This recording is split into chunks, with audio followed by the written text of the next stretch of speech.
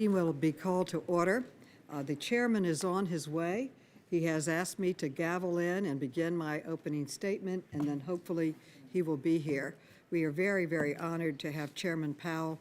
We thank him so much for testifying today. I look forward to hearing your perspective on the current state of the economy and the potential challenges ahead. I'd also like to thank you for your thoughtfulness as you help steer the economy through what in some ways are extremely challenging times. As you have said in your testimony, by some measures, our economy is strong. The national unemployment rate fell from 10% at its peak during the Great Recession to only 4.7% when President Trump took office, and it has continued to fall. It now stands at only 3.6%.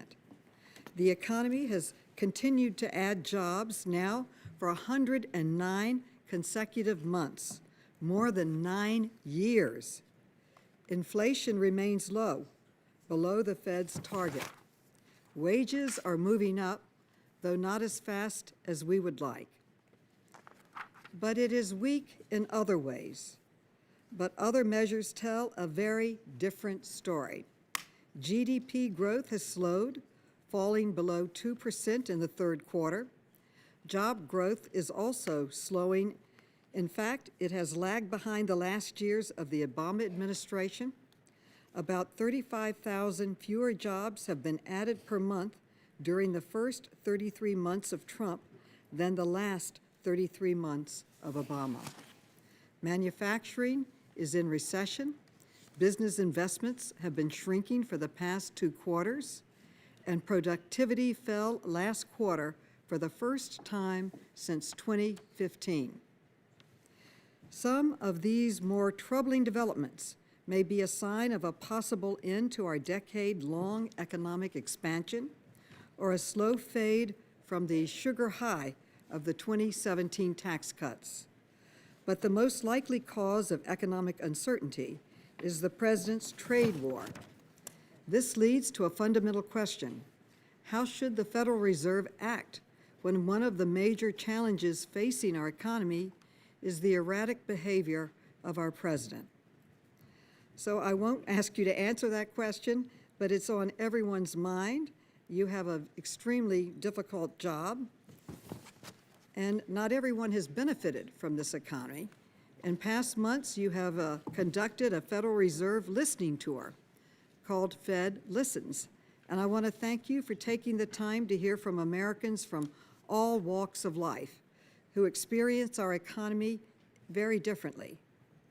As you know, the economy as a whole can be very strong, while entire segments of the U.S. population struggle. Some regions still have not recovered from the Great Recession. Not all democratic groups have shared equally in the economic growth of the past decade. As members of Congress, we need to serve all Americans. You have shown that this is your concern too. It used to be that a rising tide lifts all boats, but that has become less true, and we know that the tide lifts some boats much more than others. That's why I have introduced legislation that would give us insight into whom the economy is working for. My bill, with a lot of my colleagues, the Measuring Real Income Growth Act, would require the Bureau of Economic Analysis to report GDP growth by income and the top 1% alongside the top line number. It would tell us who is benefiting from economic growth. And that takes me back to the fundamental question before Fed policymakers. How low should unemployment go? How does the Fed weigh the benefits of very low unemployment versus the risks of inflation? We've had 11 straight quarters of an unemployment rate below what CBO tells us is the so-called natural rate of unemployment. Yet inflation remains comfortably below the Fed target rate, which raises the question, has the traditional relationship between unemployment and inflation weakened? If it has, then why? Is it downward price pressure from around the globe? or increased market concentration in certain industries in the United States, eroding worker bargaining power? Or are there other factors in play? And what if unemployment is extremely low, suggesting that we are at full employment, but the unemployment rate for African Americans or Latinos remains much higher? What if the unemployment rate for people in some communities or those who work in some occupations is stubbornly low? These are questions with wide-ranging implications for both fiscal and monetary policy. I look forward to your testimony, and I yield back, and our chairman is here. Great. Welcome. Thank you very much for being here, Chairman Powell, and I appreciate your patience with our schedule. Votes in committee and on the floor are often difficult to predict. But welcome to the Joint Economic Committee's annual hearing with the chair of the Federal Reserve's Board of Governors. Chairman Powell, I'd like to extend you a warm welcome. I look forward to our discussion today. Our economy has finally recovered from the financial crisis of 2008. Unemployment has reached a 50-year low of 3.5%. It reached that in September and most recently stood at 3.6%.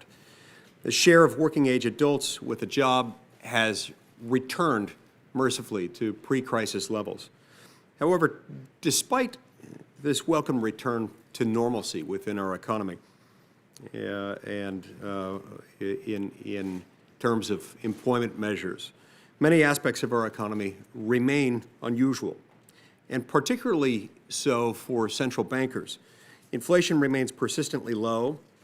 In 4 of the past 5 quarters, inflation has been below the Federal Reserve's 2% target.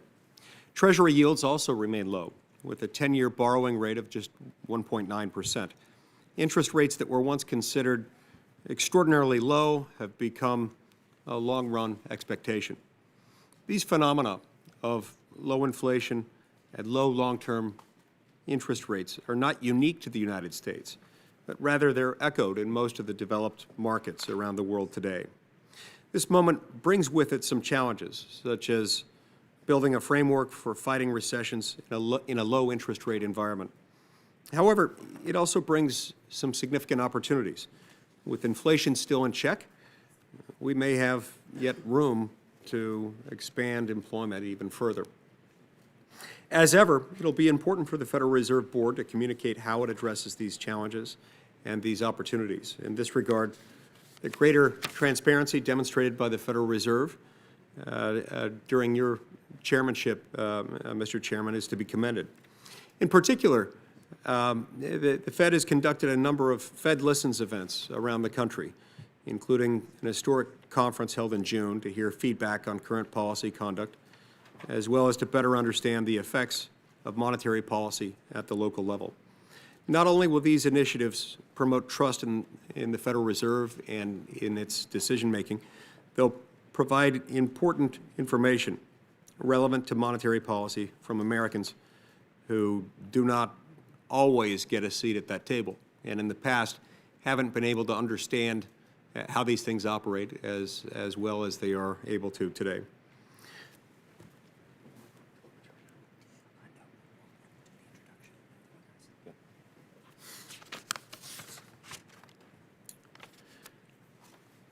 I'll now introduce our witness. Mr. Powell is the 16th and current chairman of the Board of Governors of the Federal Reserve System, serving in that role since 2018. He first joined the Board of Governors in 2012. Prior to his appointment to the board, Mr. Powell was a visiting scholar at the Bipartisan Policy Center, where he focused on federal and state fiscal issues. Mr. Powell previously served as an assistant secretary and as undersecretary of the Treasury under President George H.W. Bush, with responsibility for policy on financial institutions, the Treasury debt market, and related areas. Prior to joining the administration, he worked as a lawyer and investment banker in New York City. So we thank Chairman Powell for attending today's hearing and look forward to hearing his insights. You're now recognized for your testimony, Mr. Powell. Thank you, Chairman Lee and Vice Chair Maloney and members of the committee. I appreciate the opportunity to testify before you today. Let me start by saying that my colleagues and I strongly support the goals of maximum employment and price stability that Congress has set for monetary policy. We are committed to providing clear explanations about our policies and our actions. Congress has given us an important degree of independence so that we can effectively pursue our statutory goals based on facts and objective analysis. We appreciate that our independence brings with it an obligation for transparency and accountability. Today, I will discuss the outlook for the economy and for monetary policy. The U.S. economy is now in the 11th year of this expansion, and the baseline outlook remains favorable. Gross domestic product, or GDP, increased at an annual pace of 1.9% in the third quarter of this year after rising at around a 2.5% rate last year and in the first half of this year. The moderate third quarter reading is partly due to the transitory effect of the UAW strike at General Motors. But it also reflects weakness in business investment, which is being restrained by sluggish growth abroad and by trade developments. These factors have also weighed on exports and manufacturing this year. In contrast, household consumption has continued to rise solidly, supported by a healthy job market, rising incomes, and favorable levels of consumer confidence. And reflecting the decline in mortgage rates since late 2018, residential investment turned up in the third quarter following an extended period of weakness. The unemployment rate was 3.6% in October, near a half-century low. The pace of job gains has eased this year, but remains solid. We had expected some slowing after last year's strong pace. At the same time, participation in the labor force by people in their prime working years has been increasing. Ample job opportunities appear to have encouraged many people to join the workforce and others to remain in it. This is a very welcome development. The improvement in the jobs market in recent years has benefited a wide range of individuals and communities. Indeed, recent wage gains have been strongest for lower-paid workers. People who live and work in low- and middle-income communities tell us, many of them at these Fed Listens events that the Chair and Vice Chair referred to, tell us that many who have struggled to find work are now getting opportunities to add new and better chapters to their lives. Significant differences, however, persist across different groups of workers in different areas of the country. Unemployment rates for African Americans and Hispanics are still well above the jobless rates for whites and Asians, and the proportion of people with a job is lower in rural communities. Inflation continues to run below the FOMC's symmetric 2% objective. The total price index for personal consumption expenditures increased 1.3% over the 12 months ending in September, held down by declines in energy prices. Core PCE inflation, which excludes food and energy prices and tends to be a better indicator of future inflation, was 1.7% over the same period. Looking ahead, my colleagues and I see a sustained expansion of economic activity, a strong labor market, and inflation near our symmetric 2% objective as most likely. This favorable baseline partly reflects the policy adjustments we have made to provide support for the economy. However, noteworthy risks to this outlook remain. In particular, sluggish growth abroad and trade developments have weighed on the economy and pose ongoing risks. Moreover, inflation pressures remain muted, and indicators of longer-term inflation expectations are at the lower end of their historical range. Persistent below-target inflation could lead to an unwelcome downward slide in longer-term inflation expectations. We will continue to monitor these developments and assess their implications for U.S. economic activity and inflation. We also continue to monitor the risks to the financial system. Over the past year, the overall level of vulnerabilities facing the financial system has remained at a moderate level. Overall, investor appetite for risk appears to be within a normal range, although it is elevated in some asset classes. Debt loads of businesses are historically high, but the ratio of household borrowing to income is low relative to its pre-crisis level and has been gradually declining in recent years. The core of the financial sector appears resilient, with leverage low and funding risk limited relative to the levels of recent decades. At the end of this week, we will be releasing our third financial stability report, which shares our detailed assessment of the resilience of the U.S. financial system. Turning to monetary policy. Over the past year, weakness in global growth, trade developments, and muted inflation pressures have prompted the FOMC to adjust its assessment of the appropriate path of interest rates. Since July, the committee has lowered the target range for the federal funds rate by 0.75 of a percentage point. These policy adjustments put the current target range at 1.5 to 1.75%. The committee took these actions to help the U.S. economy keep the U.S. economy strong and inflation near our 2% objective, and to provide some insurance against ongoing risks. As monetary policy operates with a lag, the full effects of these adjustments on economic growth, the job market, and inflation will be realized over time. We see the current stance of monetary policy as likely to remain appropriate as long as incoming information about the economy remains broadly consistent with our outlook of moderate growth, a strong labor market, and inflation near our symmetric 2% objective. We'll be monitoring the effects of our policy actions along with other information bearing on the outlook as we assess the appropriate path of the target range for the funds rate. Of course, if developments emerge that cause a material reassessment of our outlook, we would respond accordingly. Policy is not on a preset course.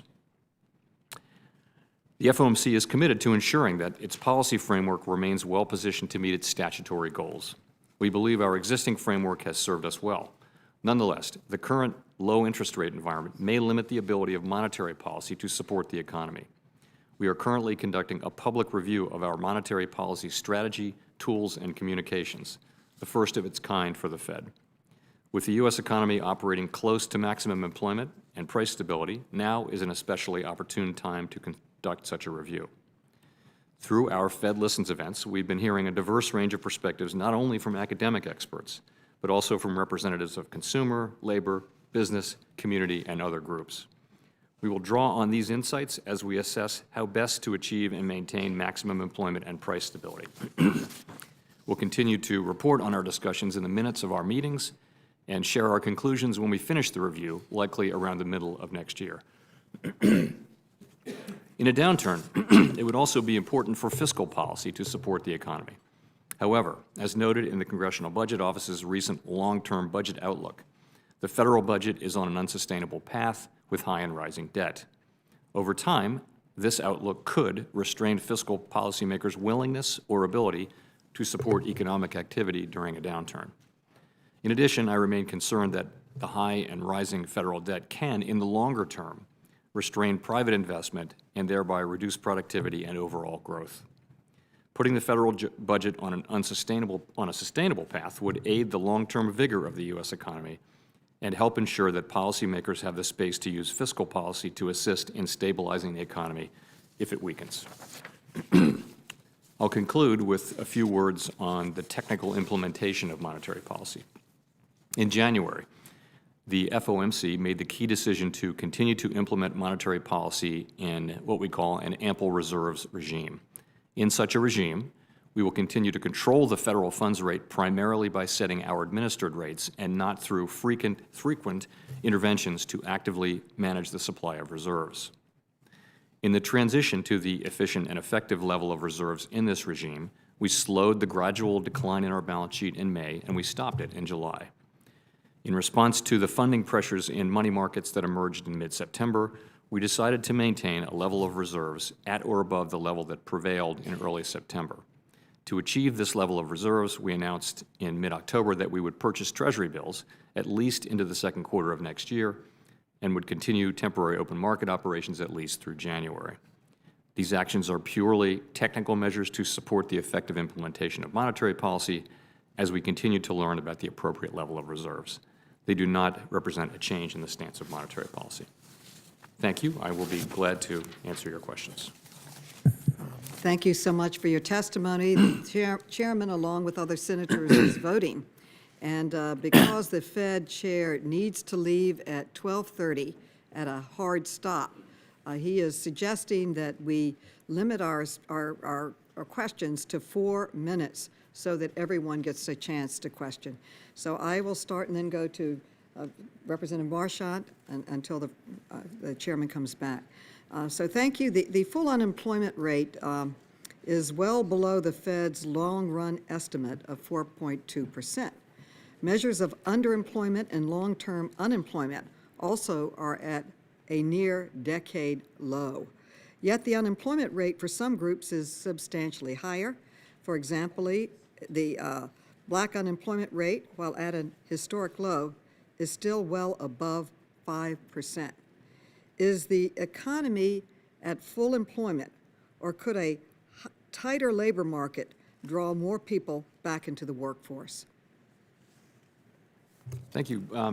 So we're charged to achieve maximum employment, and when we think about maximum employment, we look at not just unemployment, but also labor force participation. We look at wages. We look at, many, many data points. And I would say that what we have learned and what we continue to learn is that the U.S. economy can operate at a much lower level of unemployment than many would have thought. And it's probably not surprising that we'd be learning that now, because we're at levels of unemployment that we haven't seen in 50 years. This is the first time that we've had unemployment meaningfully below 4% for 18 months.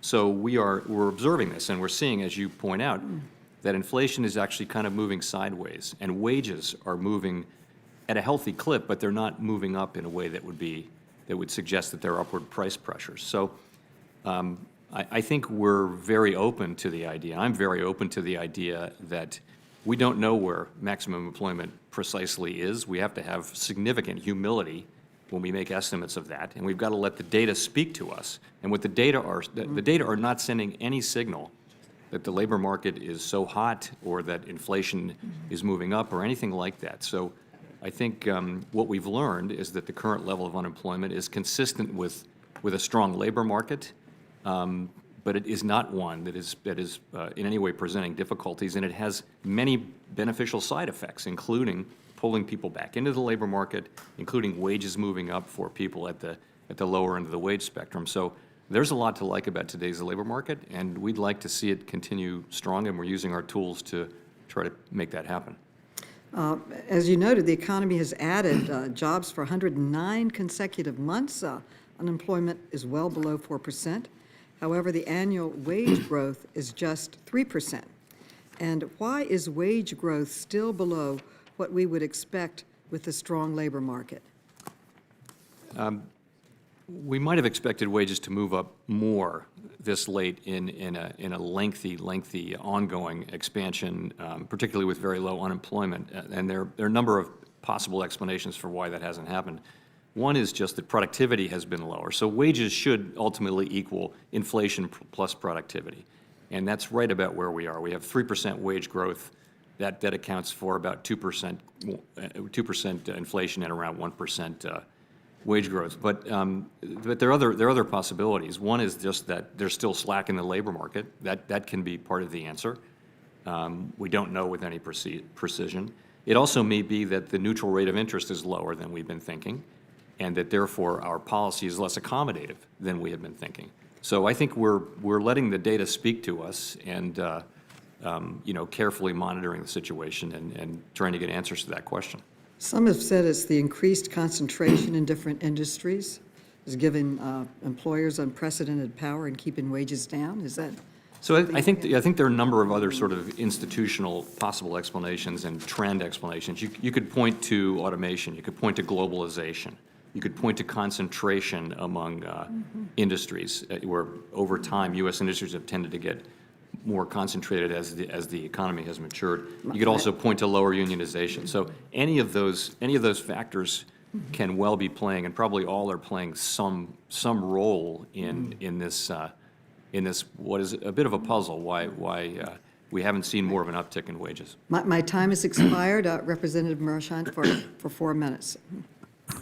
Thank you, Madam Chairman, and thank you for being here today, Chairman Powell. I would like to focus my questions today primarily on preparing for the next downturn, whether it be 3 years from now, 5 years from now, whenever it comes. Historically speaking, is the Federal Reserve positioned as well as it has been positioned in past recessions when the Federal Reserve was the primary go-to agency where the federal government said, we need help from you to stimulate the economy? Are we positioned there, or are we out of position? Well, if you look at post-war, typical post-war recessions, where what the Fed has done is it's cut interest rates, and on average, the amount of those cuts has been 5% or so.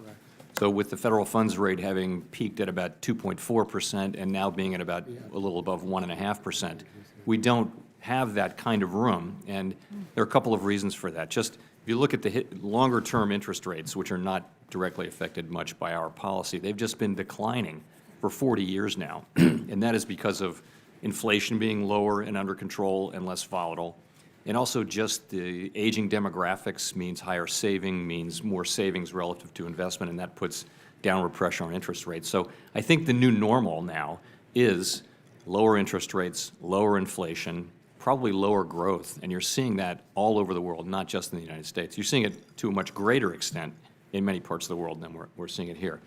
So, knowing that, that is one of the main reasons we have, really the basic reason why we are having this public review of our monetary policy framework to see if there are ways we can alter our strategies, our tools, and our communications in ways that would make us more effective in this world where we're too close, closer than we would like to zero, when we kind of run out of options. So that's one thing. Fiscal policy will also be important, though. I mean, I think from the standpoint of monetary policy, we're looking hard at ways to make sure that we can use our tools even after rates go to zero.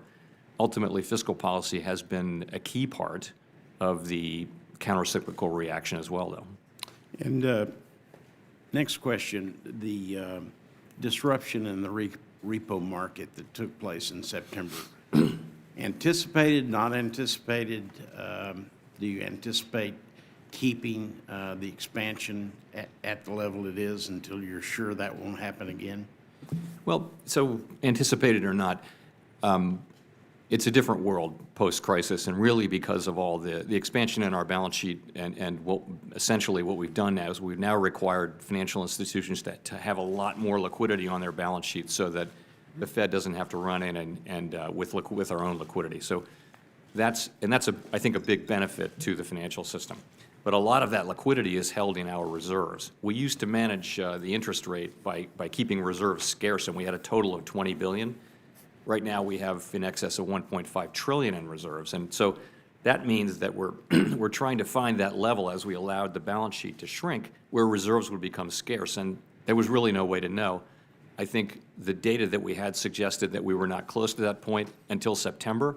I think we're still very much looking at what happened in September, but I think we learned in September that we needed to make sure that reserves didn't go under that level that we were at in mid-September, which is a little bit shy of $1.5 trillion. So that's really what we're doing. It's technical. I think we have it under control. We're prepared to continue to learn and adjust as we do this, but it's a process. I would say it's one that doesn't really have any implications for the economy or for the general public, though. Thank you. Representative Beatty for 4 minutes. Thank you, Madam Vice Chair, and to the Chair, and thank you, Chairman Powell, for being here.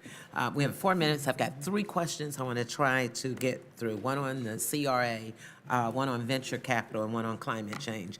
The first one on the CRA, as we've talked about, is very important to me. I know recently that the Feds and the Office of the Comptroller Currency and the FDIC have all been working on a proposal to revamp that 1977 CRA Act. It is my understanding that they wanted to do a joint, but we're not sure if one of the agencies would go alone.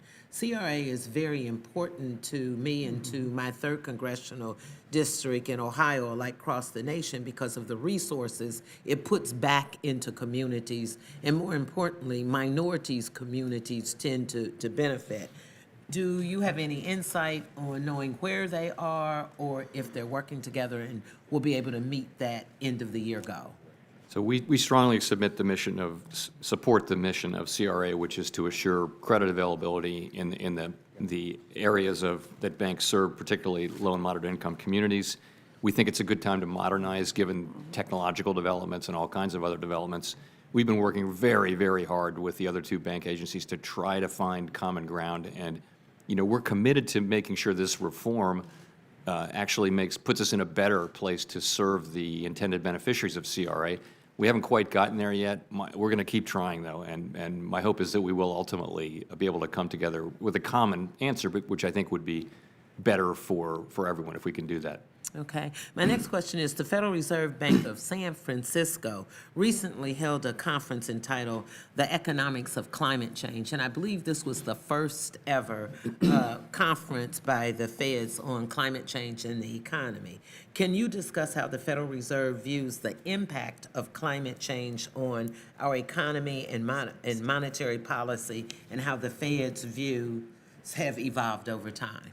So I guess I would say climate change is an important issue, but not principally for the Fed. It's not. It's really an issue that's assigned to lots of other government agencies, not so much to the Fed. Nonetheless, over time, it can affect us in some ways, which I'll mention.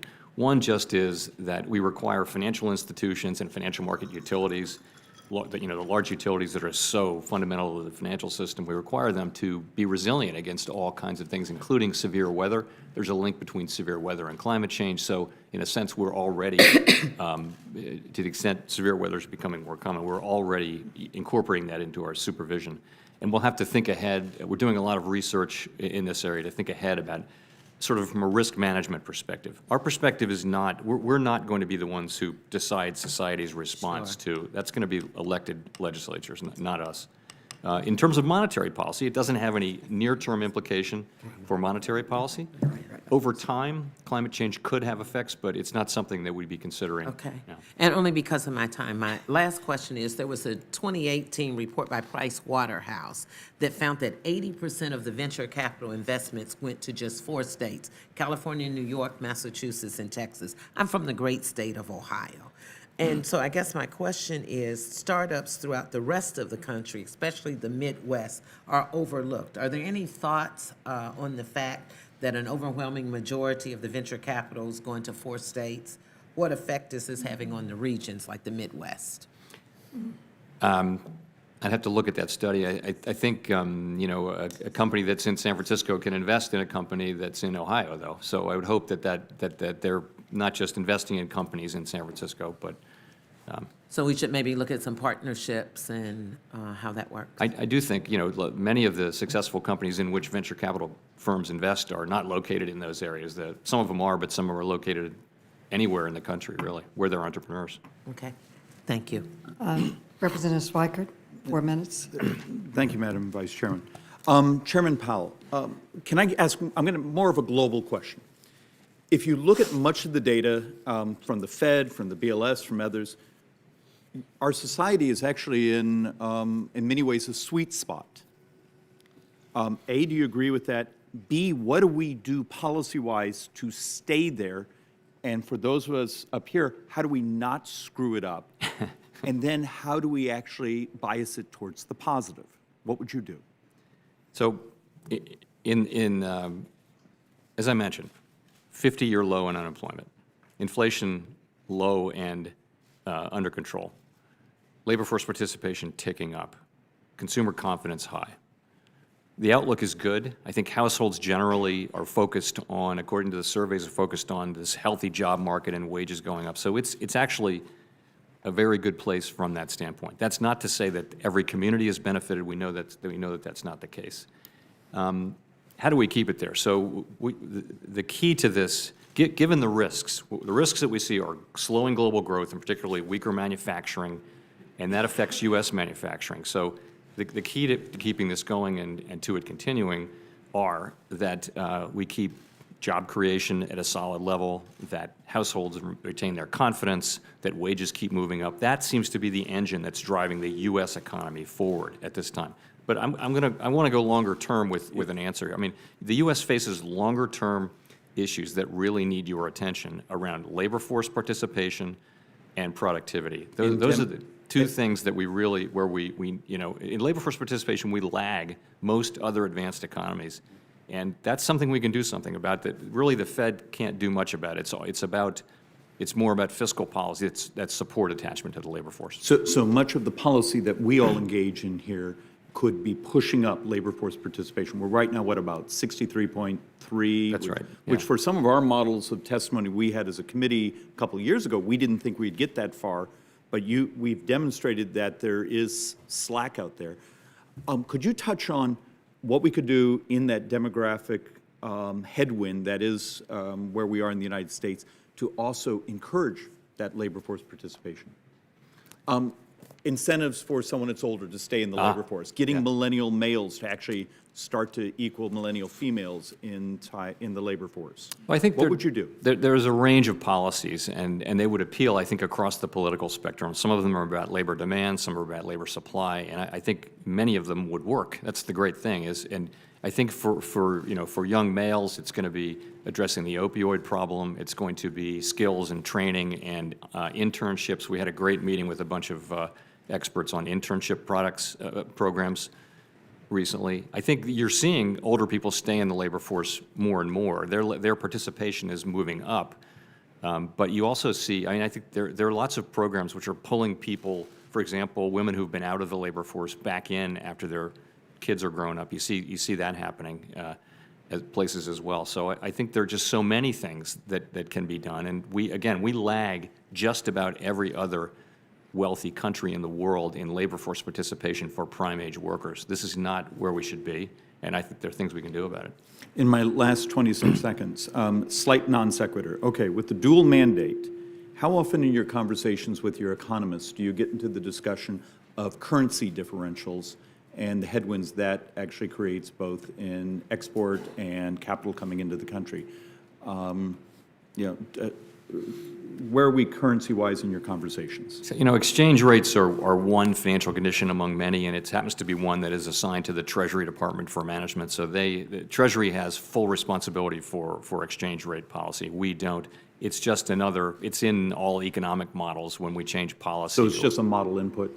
It's just a model input. It's in no way is it a principal driver of the way we think about policy or the way other central banks do. Thank you, Mr. Chairman. Madam Vice Chair, thank you. For 4 minutes, Lois Franklin. Thank you, Madam Chair. Thank you for being here, Mr. Powell. I want to read you something that's just been recently posted by the National Women's Law Center and get your comment on it. I have a couple questions related to this. So we've all heard about the gender wage gap. Women on the average make only 82 cents to average man's dollar. It's much worse for women of color. But there are two sides to a family's budget, the income that comes in and the expenses they pay out. And new research is finding that in addition to the wage gap, there is rising inequality on how quickly prices are rising for families struggling the most in the economy. This concept known as inflation inequality means the kinds of products disproportionately consumed by richer households, think organic produce and name brand drugs, rose in price at a slower rate than the kinds of products consumed by low and moderate income households.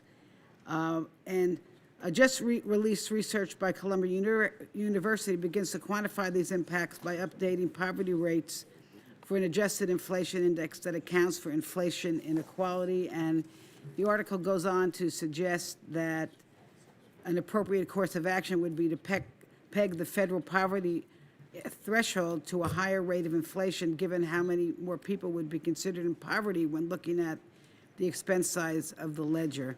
I would just ask you whether or not any of this enters into any of your decision making, whether you have any research on this or any comment on this.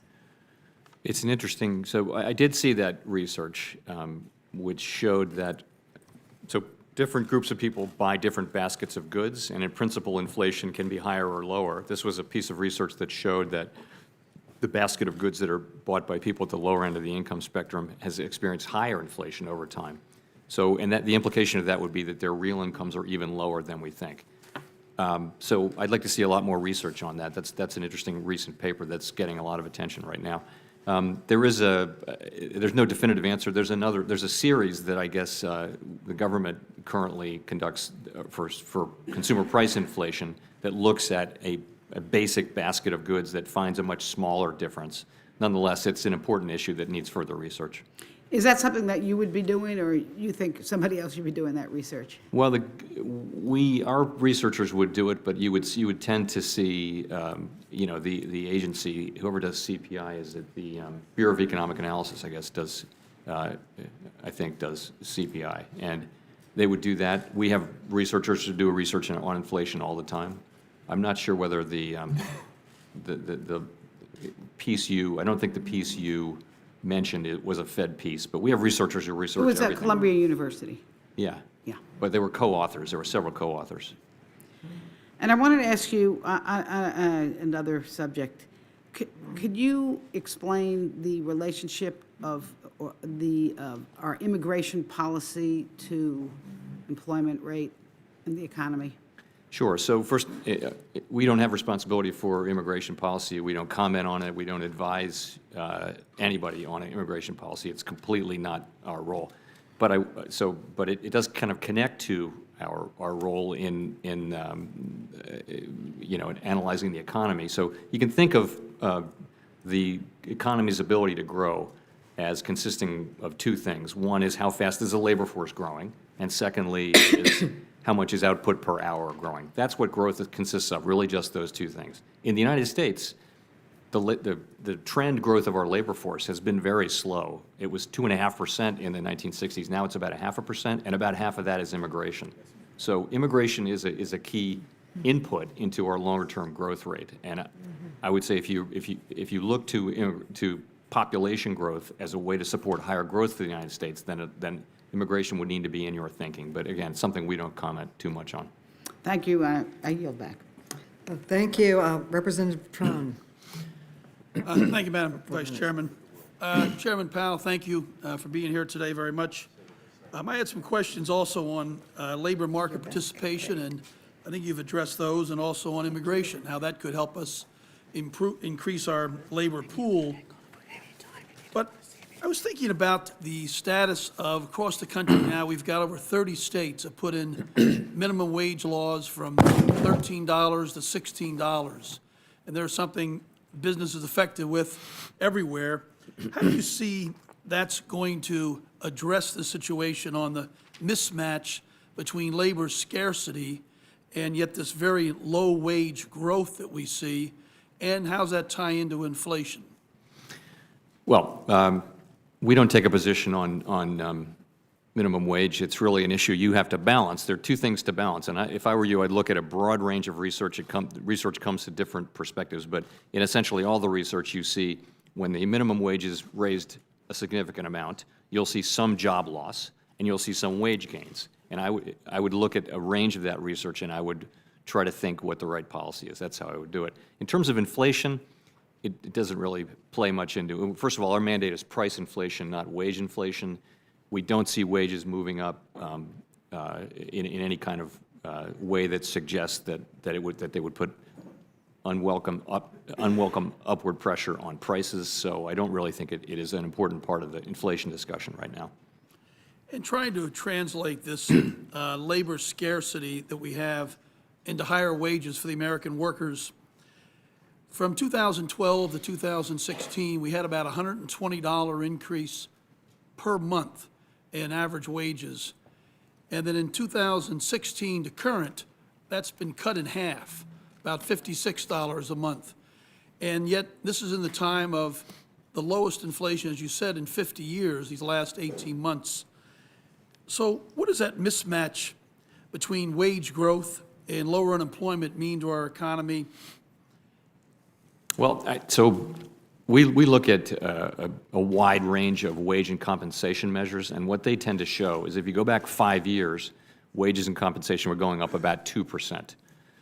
That has gradually moved up to about 3%. And so that's really the trend has been upward. And that's consistent with the thought that a tighter labor market, lower unemployment, and surveys that suggest the labor market is tight.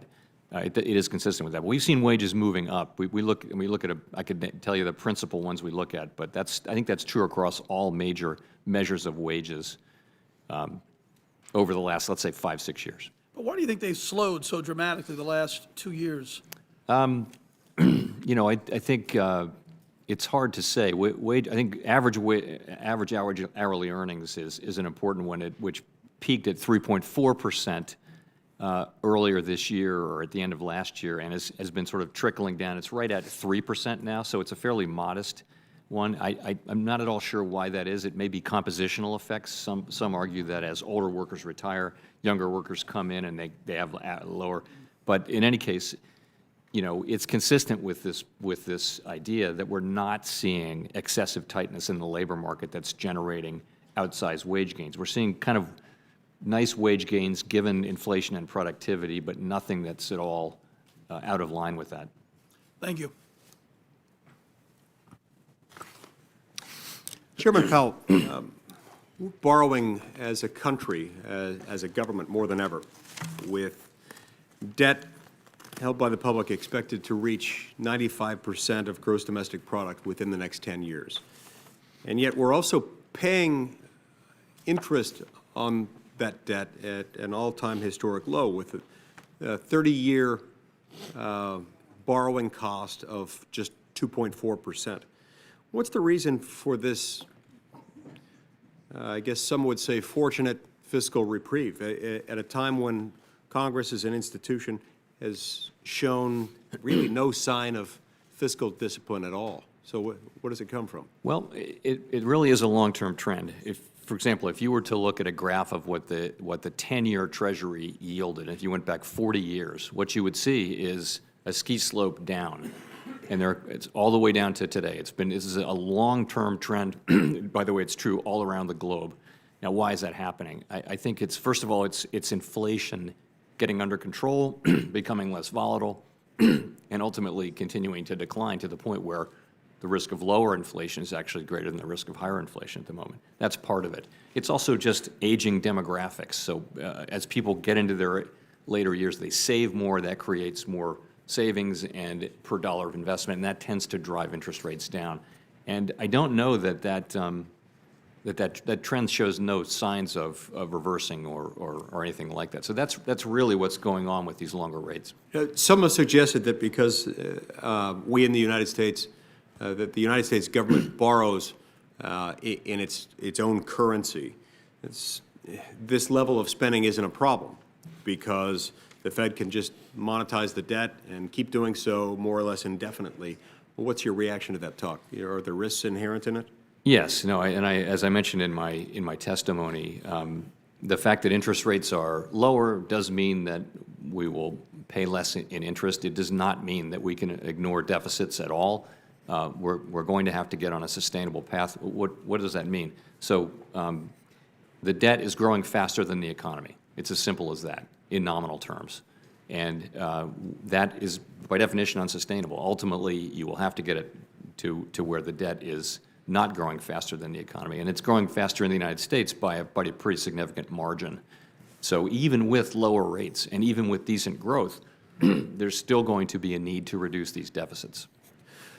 And I would say, by the way, that's a need over time. We're not in the business of advising you when to do that or how to do it, but it is inevitable that over time we will have to do it. And frankly, if we don't do it, what happens is our children will wind up spending their tax dollars more on interest than the things they really need, like education, security, health.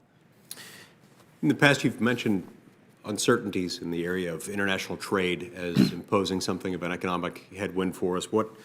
After we've had, over the last couple of years, a lot of trade measures going into effect, what has the Fed learned about the interaction between trade and monetary policy? So the first thing I need to say is we should never be heard to be commenting on trade policy. It's not our job. We try to stay in our lane, but our lane is the economy. But we don't have any view at all, and we wouldn't express one on trade policy itself.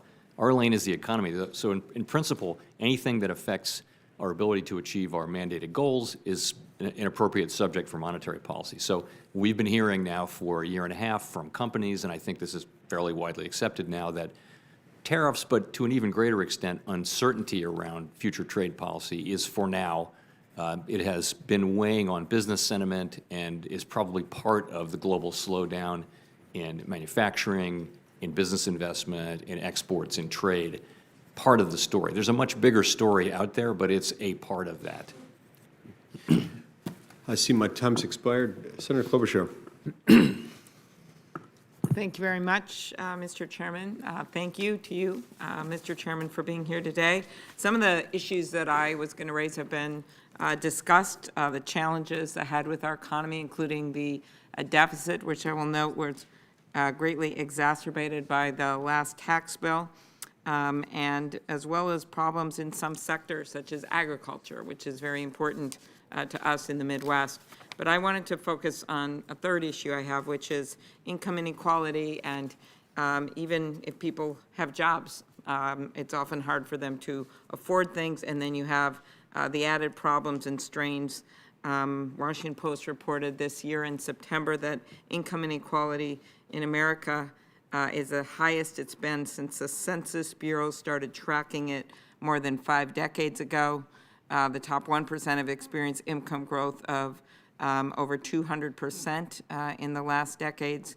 And between 2007 and 2016, the median wealth of lower income families fell by 42%. In your opinion, will widening inequality lead to lower growth expectations over the long term? And what should we be doing about this?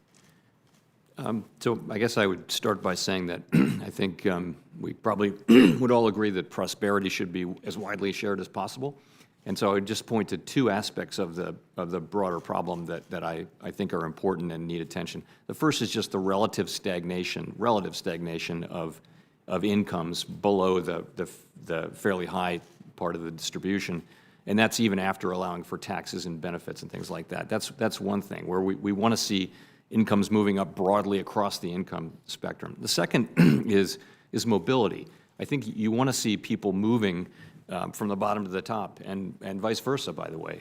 It has to happen just as a matter of arithmetic.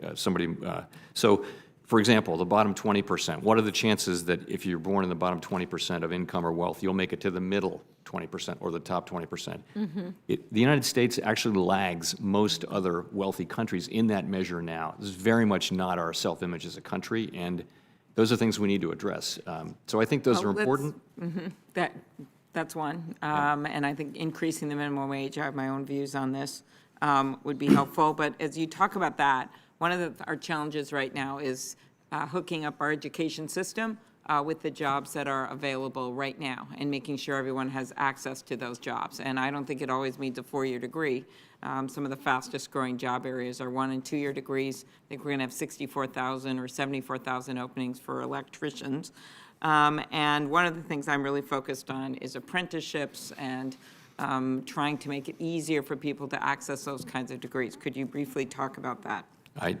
We just met last week with 6 people who run apprenticeship programs and funding of apprenticeship programs around the country in our boardroom, and I have to tell you, it's very, very impressive what they can do. They're focusing on low and moderate income communities.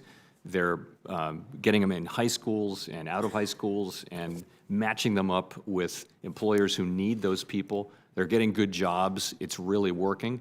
And the thing that limits their ability to do this on a much wider scale is funding. So, Exactly. yeah, it's very impressive what they can I do. think a lot of this is how we use our resources for education and matching that up.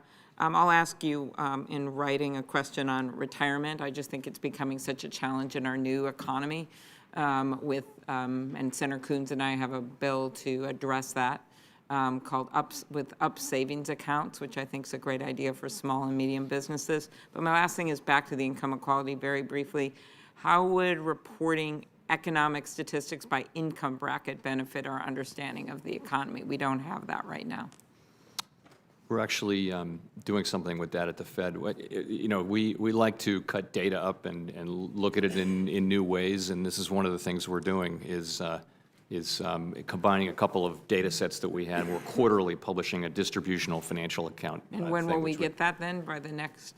The next one comes out every quarter, so it's a new thing that we're doing, and again, it's just a combination of 2 existing data sets that we have. But we think it's an interesting insight into the economy. There are a lot of different ways to look at what's happening in the economy, and that's an important one.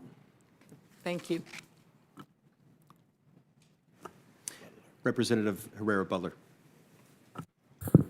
Thank you. So I apologize if some of this ground has already been covered, but it's a pleasure to be here and to have you. This is the number one, I would say the growth and the forecast of our economy is probably the number one thing that impacts the people I serve in Southwest Washington. And so it's helpful to hear from your perspective. Specifically, in rural communities where unemployment is higher than the national average, most of my areas are rural, although we're bumping up everywhere. I wanted to hear some of your biggest takeaways, and I've gone through some of your testimony. Again, I apologize if you're repeating, but in terms of outlook and some of the things that we've done in the most recent years with regard to the Tax Cuts and Jobs Act, different regulatory changes, but to either maintain the growth that we've seen or expand it, what recommendations would you give? Well, first, I think the outlook is still a positive one. There's no reason this expansion can't continue, and there's a lot of value in continuing it, and we're trying to use our tools to accomplish that. We're seeing this the 11th year of an expansion, now the longest in U.S. recorded history. What we're seeing is that income gains are the highest at the lower level of the lower end of the wage scale, and so it's very positive. We're also seeing people being pulled back into the labor market. There's a lot to like about this rare place of the 11th year of an expansion, and I think we're certainly committed to doing what we can to extend it. In that vein, I know your testimony touched on concerns with regard to the national debt. Could you elaborate on that and how it should be addressed, particularly as it relates to expanding or at least not contracting the economy? So I think it's a longer-term issue that I imagine we all realize will have to be addressed over time. It's just the case that now that the debt is growing faster than the economy, than the nominal GDP. And ultimately, in the long run, that's not a sustainable place to be. Now, how to fix that? It's easy to say that, and how you do that and when you do that is an issue that is up to you and not to us. But I would be remiss in not pointing out that the consequences of not addressing it are just that we'll be spending more and more, our kids really, and grandkids, they'll be spending their tax dollars servicing debt rather than on the things they really need, as I mentioned earlier: education, healthcare, security, all the things that we need, that they'll need. They'll be spending more and more of their money on tax. But you don't need to balance the budget or pay down the debt or anything like that. You just need to get the economy growing faster than the debt, and that should be I think, the goal. And by the way, the successful programs for countries to get back on a sustainable path tend to take place over a long period of time and be relatively gradual. And I would be looking at something that would work over time, but really would not be giving you a lot of advice on how to do it. With my final 30 seconds, do you anticipate maintaining the current Fed rate through the next year? No, I wouldn't say that at all. What I've said here, and I'll go right to the actual language, is that we see the current stance of monetary policy as likely to remain appropriate as long as incoming information about the economy remains broadly consistent with our outlook of moderate growth, a strong labor market, and inflation near our symmetric 2% objective. So that's a very data-dependent statement. We do think monetary policy is in a good place, but we're going to be watching very carefully incoming data, and if developments emerge that cause a material reassessment of the outlook, then we'll act appropriately. Context, context, context. Thank you. I appreciate it. With that, I yield back. Representative Byer. Mr. Chairman, thank you very much for your equanimity, your strong and stable leadership, and for providing about the most straightforward answers of anybody we talk to. Yesterday at the Economic Club in New York, the president continued his criticism of the Fed, saying it had put the U.S. at a competitive disadvantage, and he also floated the idea of negative interest rates. Do you take comments from public officials into account when implementing monetary policy? And is there any precedent in U.S. history for this kind of criticism or praise from an American president? So we look exclusively at the data, at the research, and at the performance of the U.S. economy. Those are the things we have a very careful, thoughtful process that's been developed over decades, over a century really, and that's how we try to set interest rates. We don't consider political factors and things like that in what we do. Thank you. I have a friend in Switzerland who went to borrow $10 million and got a negative interest rate, -0.3%. So they're paying him $30,000 a year to borrow $10 million. Do you see any prospect for negative interest rates in the U.S. economy? Well, negative interest rates would certainly not be appropriate in the current environment. Our economy is in a strong position. We have growth. We have a strong consumer sector. We have inflation that's a bit below target. So the very, very low and even negative rates that we see around the world would not be appropriate for our economy. Those you tend to see negative rates in the larger economies at times when growth is quite low and inflation is quite low. That's just not the case here. It's different for some of the smaller European countries. It's really about keeping their currency from appreciation, which is the case with a number of those countries. Yeah. From December 15th through December 2018, there's slow, consistent increases in rates, and we've turned that around with recent cuts this year. Is there enough room to cut rates further if we get another slowdown or recession? Have we given up monetary policy as a tool at the moment for dealing with that? Well, the typical post-World War II recession has involved rate cuts of close to 5%. The current federal funds rate is in the mid-150s, so we're well short of that, 1.5%. So I think it's a fact, not just in the United States, but around the world, that central banks are going to have less room to cut in this new normal of lower rates and low inflation. So that's why we are conducting this external review of monetary policy at the Fed. We're looking for ways to make sure that we have the tools to do what we're assigned to do by you, which is achieve maximum employment and stable prices even in downturns. And that's what we're going to be doing. I will say also, though, that fiscal policy is often part of the answer, often a big part of the answer when there's a severe downturn, and we would certainly look for that to be the case if needed. Thank you again by bringing up the challenge that the public debt faces all of us here. You know, I was raised to believe that money supply and growth were causally related, that if our money supply grew more quickly than our economic output, that inflation was the inevitable result. But we're less than 2% this year. You have muted expectations.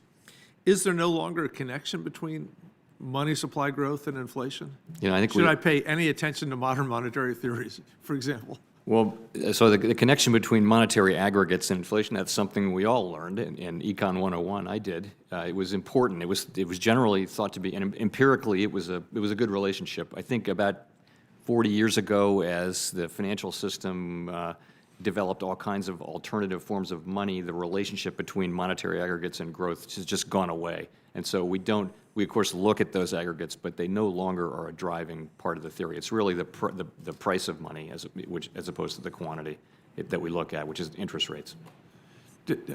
I'm out of time, but thank you very much. Mr. Chairman, I yield back. Senator Cotton. Thank you, Mr. Chairman. Chairman Powell, welcome back. I want to start off by talking about China's economic growth.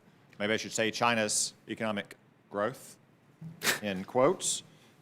They've reported most recently 6.5% growth. That's down from most of the last 30 years, but still probably somewhat inflated. In fact, Michael Pettis at the Carnegie Endowment for International Peace says that Chinese industrialists and economists find it hard to find any economic sector in China enjoying any growth. He had a few findings that I found to be quite interesting. First, GDP is not a particularly useful measure for determining Chinese growth because they have such massive investments in non-productive activities. Second, that China likely distorts its GDP data significantly in a way that's systematically pushing it higher. And then third, that increasingly GDP, as reported in China, is not so much a measure of economic output, but a measure of political intent, given the benchmarks that China imposes on local governments as well as many state-owned enterprises. As long as they have debt capacity and can postpone the writing down of non-productive assets, they could essentially achieve any growth target they wanted.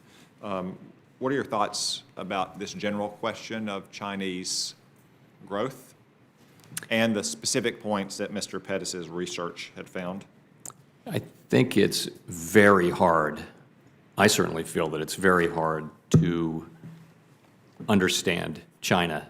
You can read all you want, you can visit it all the time, but nonetheless, it's still very hard, I think, for me anyway, to really feel like you understand the way the economy works, the way the society works. So I think that I think you have to, as a general matter, just accept that it's really hard to know. I think on economic data in particular, we don't, I'm familiar with Michael Pettis and his research and all that, but we haven't taken a view as an institution about that. I think a couple of things are worth noting. One is that, it may be that there's more information in the change than there is in the level, if you know what I mean. Another is that we've noticed here in the last few years that the volatility of their economic reports has declined substantially, which just kind of suggests a little bit more management. Nonetheless, we don't really know. The truth is we don't really know. We have to take the data, and we do take it with a bit of grain of salt. You spend, at the Federal Reserve, and you're many capable economists there, a lot of time looking at a lot of underlying indicators and statistics to try to assess the direction of our economy. When you look at not just how the Chinese leadership in the Communist Party behave, but when you look at some of those indicators, well, how their people are behaving or how other things like, say, maybe energy inputs or shipping, so forth, do you see a country behaving as if they have almost 7% growth right now? It's hard to say. I would say that one thing that's notable is that they have not responded with massive stimulus to this current situation. They've had, obviously, over a longer period of time, growth has been slowing from 3 decades of 10% as an economy matures, and I think they're trying to manage that decline. They did put an awful lot of stimulus to work after the financial crisis, and that supported their growth. I think they have been much more cautious and careful.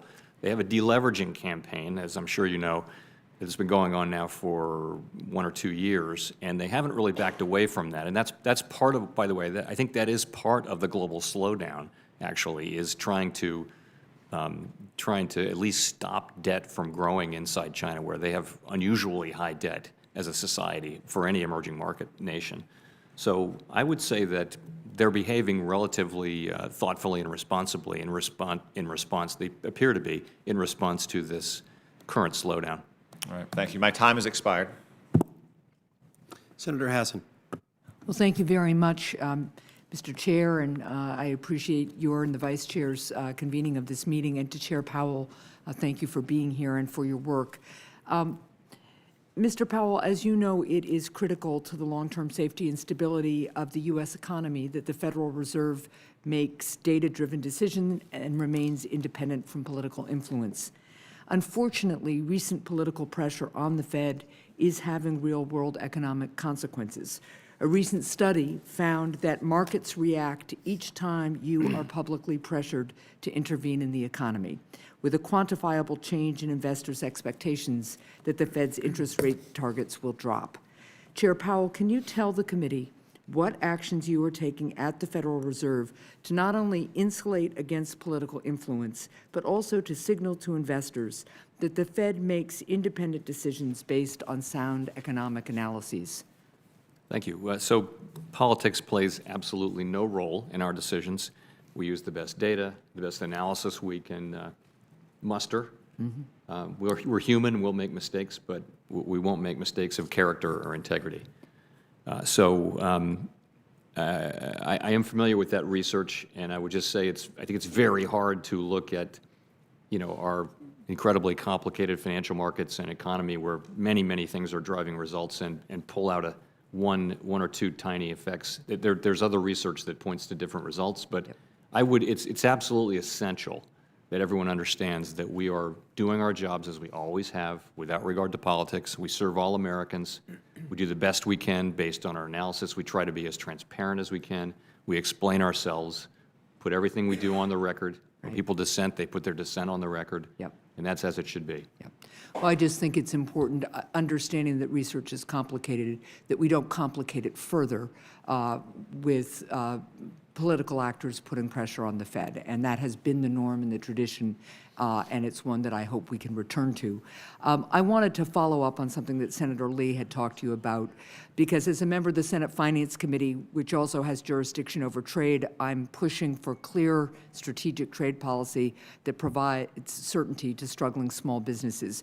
As you and I have talked about, I've heard from businesses all across my state that have been targeted by China's unfair trade practices, including the theft of intellectual property and the forced transfer of proprietary technology.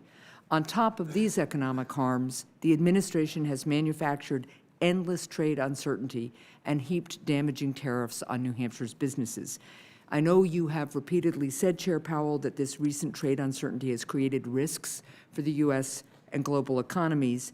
Can you expand a bit on your previous answer on how trade uncertainty has impacted the economic outlook and what you view as the Fed's proper role in responding to the ongoing trade tensions with China?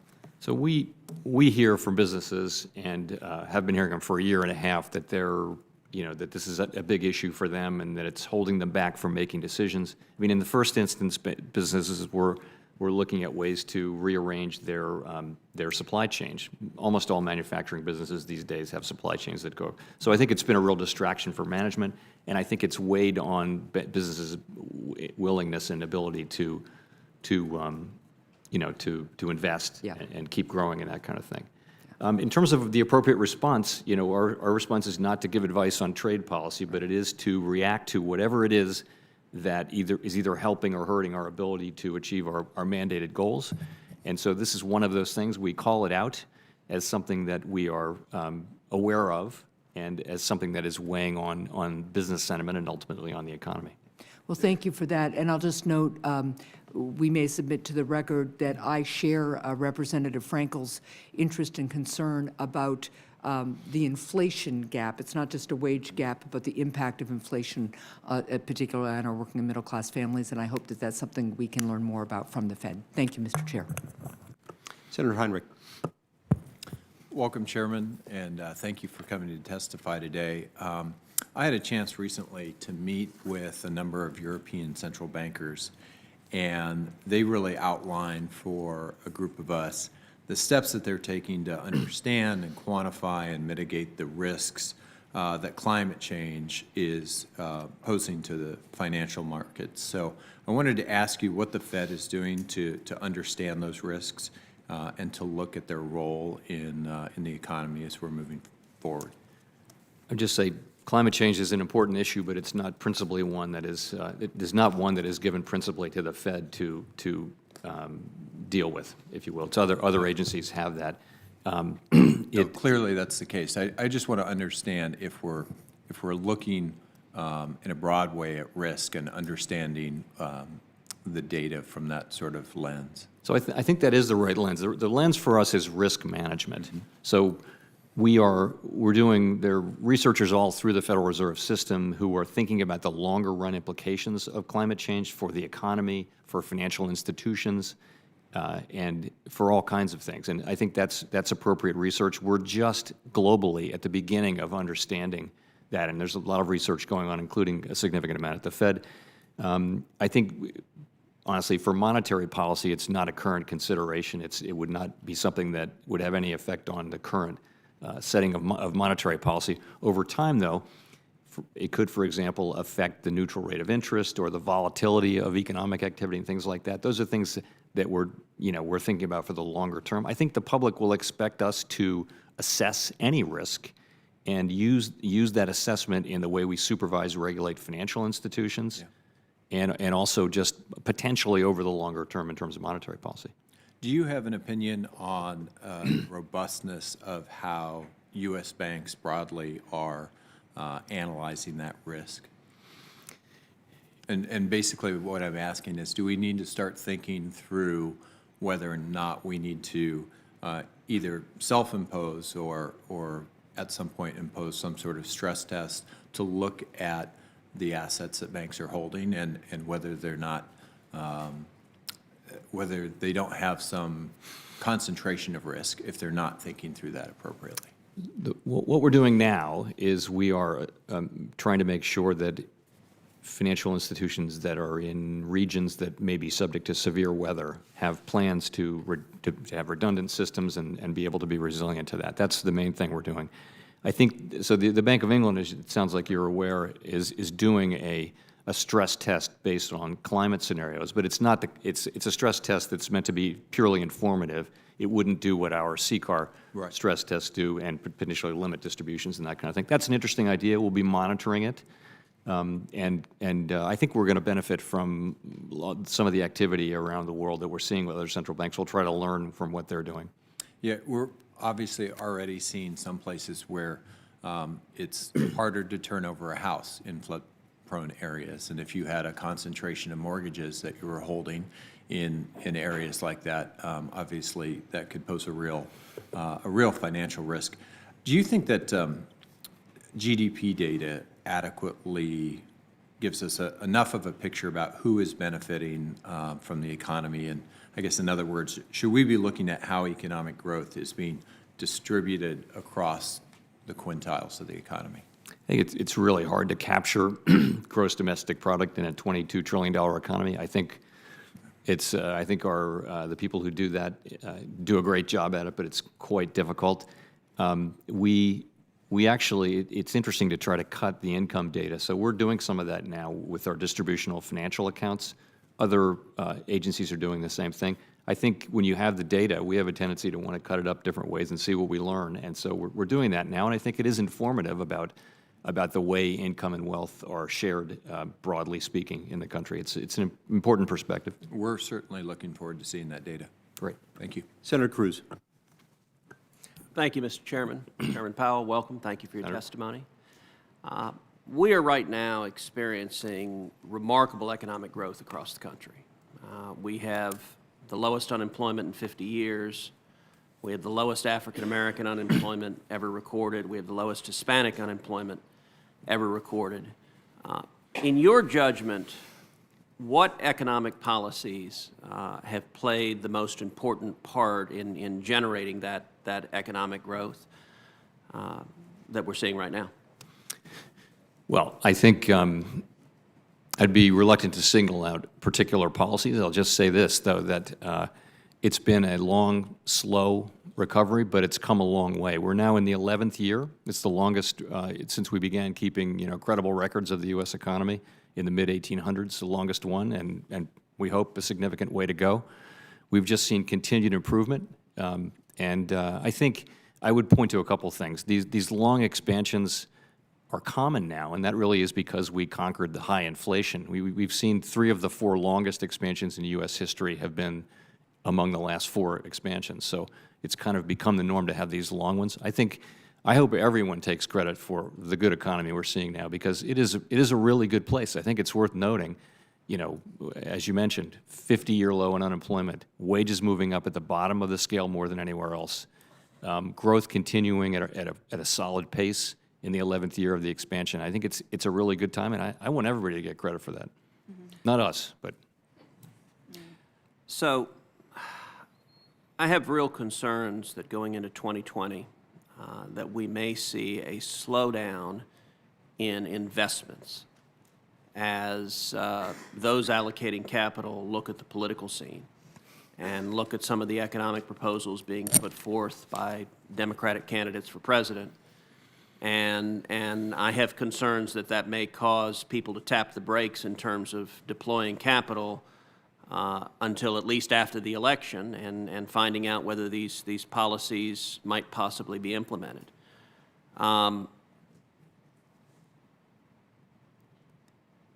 In your judgment, what would the likely economic impact be of the federal government implementing a massive tax increase? Senator, I'm pretty reluctant to be pulled into the 2020 election, if you will forgive me. And I certainly don't expect you to comment on the election, but you can't comment on the economy, and if a massive tax increase is good or bad for the economy. That's indirectly, as you started at your question, it's about proposals of candidates, and I just, honestly don't want to get into that business, if you'll forgive me. Well, let me ask you, a number of candidates are proposing a wealth tax, not just on income, but on wealth. Do you have any views on the economic behavior that would likely follow from a wealth tax scaling as high as 8% annually? It is really not our role to score or evaluate campaign proposals. And, that's what the CBO does. That's what lots of other people do. We really try to stay out of that business. All right, well, let's try a different thing. Former Chairman Ben Bernanke in 2014 called the shale revolution, quote, one of the most beneficial economic developments in the country. Do you share that assessment? And conversely, do you have concerns about the impact on the economy if the federal government were to ban fracking and shut down the shale revolution? I would certainly agree. I think that the energy independence of the United States is something that people have been talking about for 50 years, and I never thought it would happen, and here it is. It's in the nature of a miracle, it seems to me. So it's a great thing, I would say. It's not to say there aren't issues to manage, environmental issues, all kinds of other issues, but I think it's been a great thing for the country. And would it be harmful to end it economically? Well, I wouldn't be looking, I think to shut down the shale industry, yeah, that would probably not be a good thing for the economy. Thank you. Thank you very much, Mr. Chairman. We know you have a hard stop here in about 2 minutes. I wanted to use my prerogative as chairman to ask one final question. We're in the middle of some pretty strong economic activity, very low unemployment, almost unprecedented economic stability. What policy or policies should we pursue to keep that going? Well, I think that if you're asking for my views on that, I think that the thing to focus on, if I were in your shoes, are the longer run issues that we face, particularly around labor force participation and growth. It's about the potential growth of the United States. We are seeing now how important it is and how good it is to have a long expansion with a lot of growth and how it benefits people across the income spectrum. So I can't overstate the importance of that. I think in the longer run, the things we need to address are labor force participation and productivity, which is closely linked to education. So I think our workers need to have the skills and aptitudes to win in a global economy. And those are the things that are going to matter for our children and our grandchildren is what can we do now to keep the U.S. sustainable longer-term growth rate as high as it can be going forward. Thank you very much. Thanks so much for joining us today, and thanks for your service on behalf of our country. Record will remain open for 2 weeks. We stand adjourned. Thank you very much.